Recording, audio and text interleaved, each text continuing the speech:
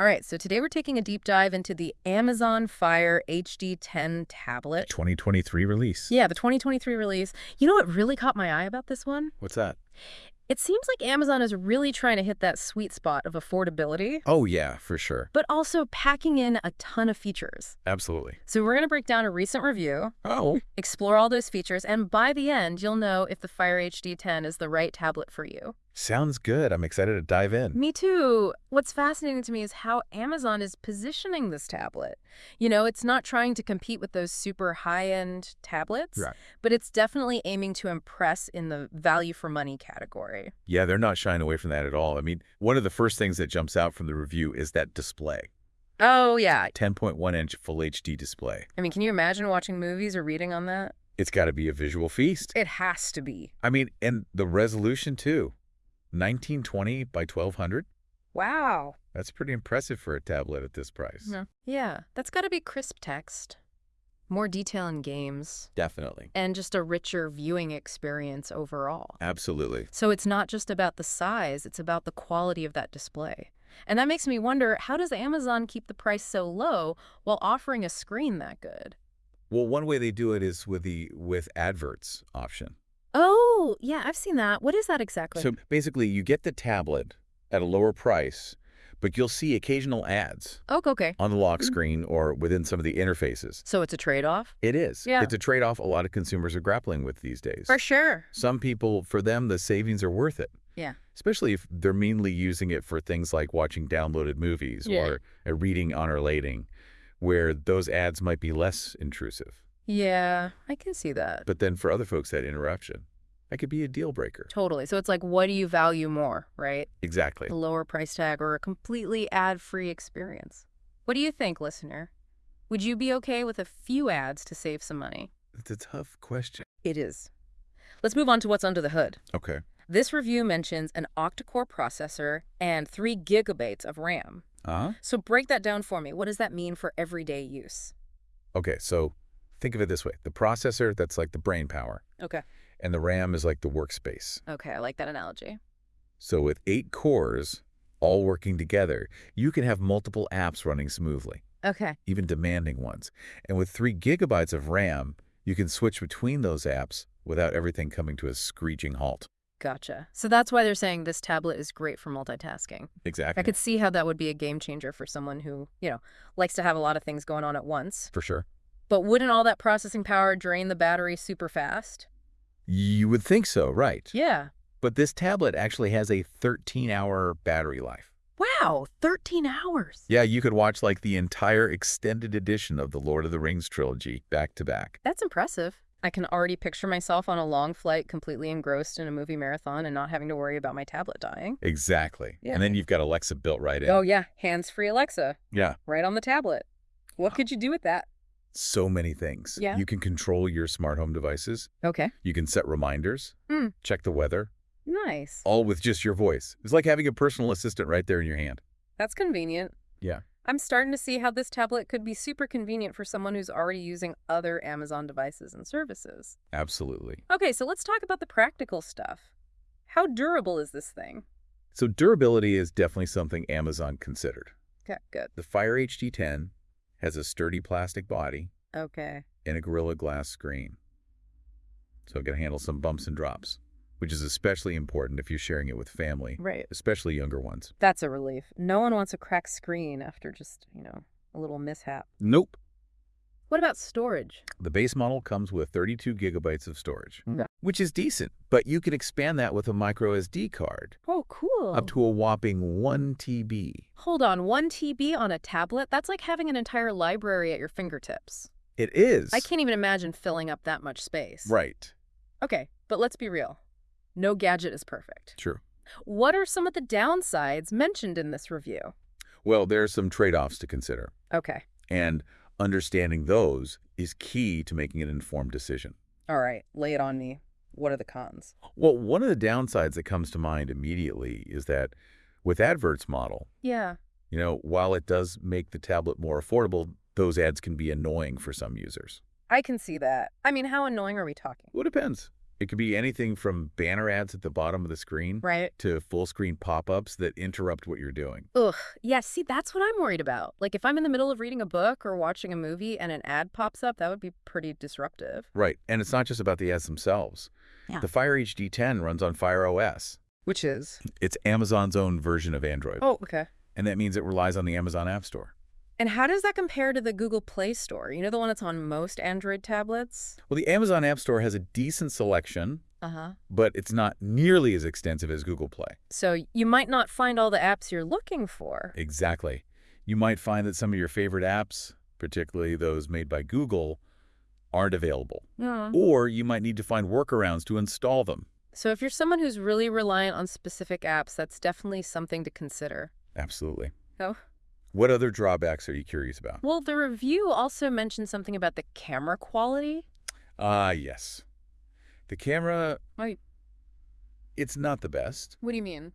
It's fine for video calls Okay. or quick snapshots, Uh-huh. but don't expect to be taking professional-grade photos with this tablet. That's fair. I guess for most people, a high-end camera isn't really a priority when it comes to tablets. I agree. Most people are more focused on the screen and the performance. Speaking of performance, we talked about that octa-core processor and the 3 gigabyte of RAM. Yeah. But I noticed the review also mentioned that this tablet isn't really meant for intensive tasks. That's true. Yeah. It's great for multitasking and everyday use, Uh-huh. but it's not going to handle things like high-end gaming or professional video editing or running really complex software. So, like, if I tried to edit a 4K video on this thing, it would probably explode? Well, maybe not explode, Yeah. but you'd probably experience some lag or even crashes if you push it too hard. So it's important to be realistic about what this tablet can and can't do. Exactly. It's a great all-around device, Yeah, but it's not a powerhouse workhorse. got it. The review also used this phrase, proprietary ecosystem. Yes. What does that mean for someone who's considering buying this tablet? So basically, it means that the Fire HD 10 is deeply integrated with Amazon's own services, like Prime Video, Kindle, Amazon Music, Yeah. all of that, Okay. which can be great if you're already a Prime member Sure. and you use those services regularly. But it can feel a bit limiting if you prefer other services. Right. Or if you just want the freedom to choose your own apps and platforms. Exactly. It's kind of like being in a walled garden. Everything is curated and controlled by Amazon. Interesting. Some people love that streamlined experience, Uh-huh. but others find it a bit restrictive. I can see both sides. Let's shift gears a bit and talk about the physical aspects of the tablet. Okay. The review mentioned the speakers and the build quality as potential drawbacks. Yeah, the speakers, they're functional, Okay. but they're not going to blow you away. In terms of... Sound quality, they just lack the depth and richness you get from higher-end speakers. So if you're an audiophile or you really value high-fidelity sound, you might want to use headphones or external speakers. Definitely. What about the build quality? What are your thoughts on that? Well, you know, it sounds like Amazon made some compromises to keep the price down. That's a good observation. And it really highlights the importance of considering your priorities. For sure. What are you willing to compromise on? Exactly what features are essential for you. Those are the key questions to ask yourself. Okay, so we've explored the pros and cons, the good and the not so good. But let's get down to the nitty-gritty here. Okay. What are the big questions someone should ask themselves before deciding if this is the right tablet for them? Well, first and foremost, what are you primarily going to be using the tablet for? Okay. If it's mainly for watching movies, Uh-huh. reading, casual browsing, light gaming, Okay. then the Fire HD 10 could be a perfect fit. But if you're a power user Yeah. who needs a tablet for, demanding tasks like video editing, Right. or you want to play the latest graphics-heavy games, you might want to look elsewhere. Absolutely. Another important question is how important app availability is to you. Right. If you rely on certain apps, especially those made by Google, Yeah. you want to make sure they're available in the Amazon App Store Good point. or that you're comfortable with workarounds. All right, so app availability is key.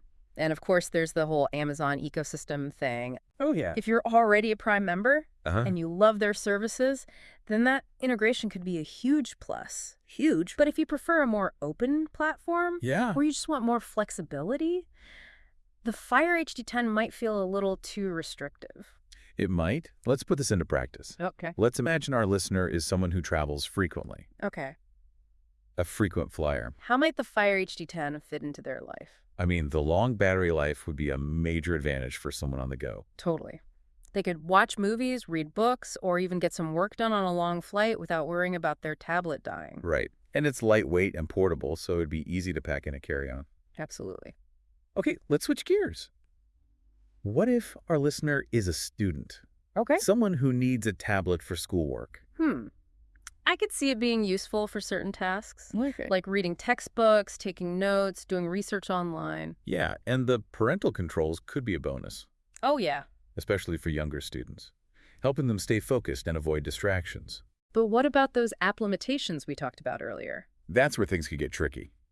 If the student needs specialized software Uh-huh. or apps that aren't available in the Amazon App Store, Yeah. the Fire HD10 might not be the best option. Right. They might need a tablet that runs on standard Android Exactly. and has access to the full Google Play Store. Right. Okay, one last scenario. Okay. Let's say our listener is a parent Okay. who wants a tablet for their child.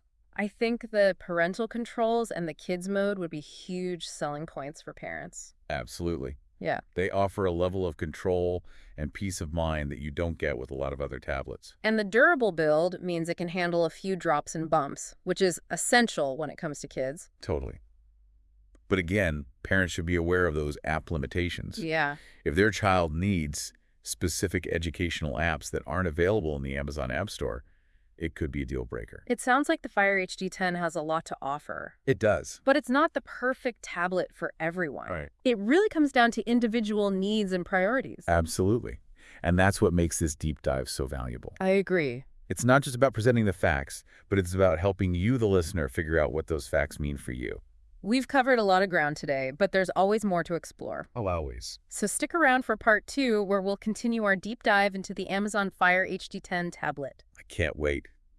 Welcome back to our deep dive into the Amazon Fire HD10 tablet. So last time we learned off talking about how the Fire HD10 isn't really meant for heavy-duty tasks. Right, like video editing or high-end gaming. Exactly. It's more of an everyday tablet for things like Browsing. watching videos, reading, that sort of thing. Yeah, and we also touched on the fact that it's deeply integrated into Amazon's ecosystem. Right.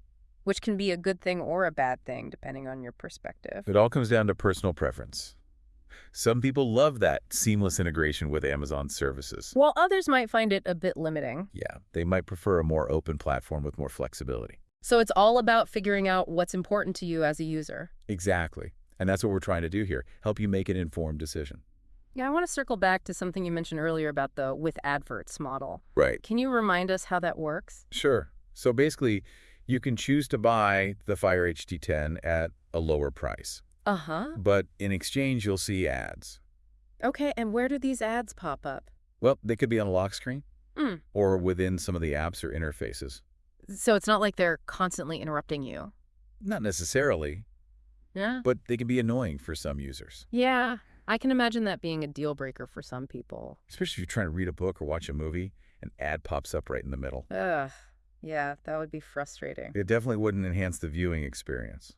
Not at all.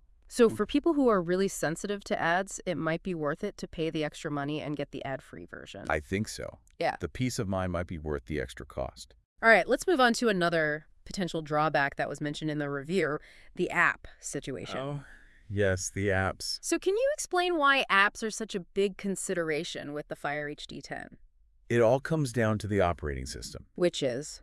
Fire OS, it's Amazon's own version of Android. Okay. And while it's based on Android, it's not the same as the standard Android that you find on most tablets. So what's the difference?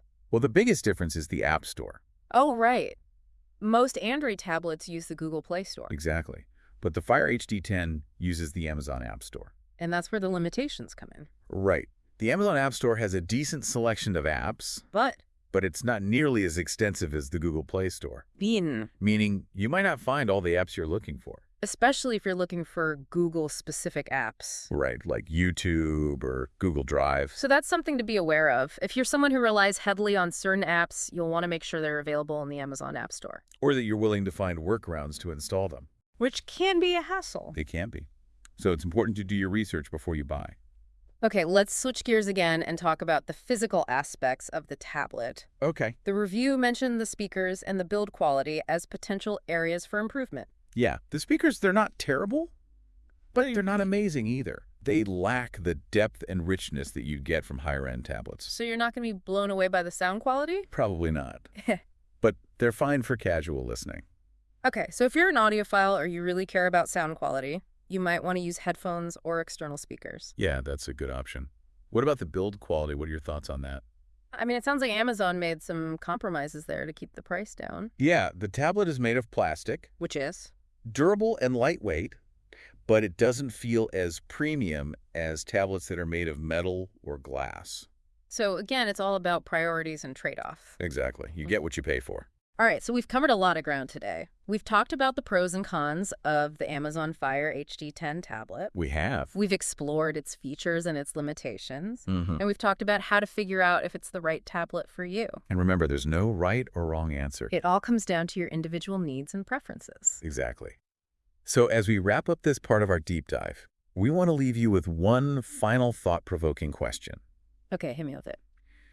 Given everything we've discussed today, does the Amazon Fire HD10 tablet align with your vision of a perfect tablet? Welcome back to our deep dive. All right, so we've spent a good amount of time talking about this Amazon Fire HD10 tablet. Yeah, breaking it down. We've covered the specs, The features, the good and the bad. the ups and downs. But now I kind of want to zoom out a little bit Okay. and think about the bigger picture. Yeah. I mean, the world of tablets, it's constantly evolving, right? Oh, absolutely. New models are coming out all the time. It's like every time you think you found the perfect device, bam, A new one pops up. and you're back to square one. It can be overwhelming for sure. That's why it's so important to remember there's no one-size-fits-all best tablet. Exactly. The best tablet for you Is the one that fits your needs your preferences. and your budget. Absolutely. So as we wrap up our deep dive on the Fire HD10, Yeah. we want to encourage you to think beyond the specs. And the reviews. Yeah, close your eyes for a second. Okay, I'm closing my eyes. Imagine yourself actually using this tablet. Okay, yeah. Where are you? What are you doing with it? I see myself on a plane Right. watching a movie, Nice. and I'm not worried about the battery dying. Perfect. That's the kind of visualization we want you to do. It's about picturing how this tablet would actually fit into your life. Exactly. Mhm. Would it simplify things? Would it make your life easier? Or would it just add another layer of complexity? Because at the end of the day, technology should enhance our lives, not complicate them. So here's the million-dollar question we want to leave you with. Given everything we've discussed today, All the pros and cons. the features and limitations, Where does the Amazon Fire HD10 tablet fit into your world? does it spark joy? Does it check all the boxes for you? Or is there another tech treasure out there that's a better fit for your needs? That's for you to decide. That's it for this deep dive. I hope you found it helpful. And as always, keep exploring Keep learning. and keep diving deep into the ever-evolving world of tech. We'll be here to guide you every step of the way. Until next time.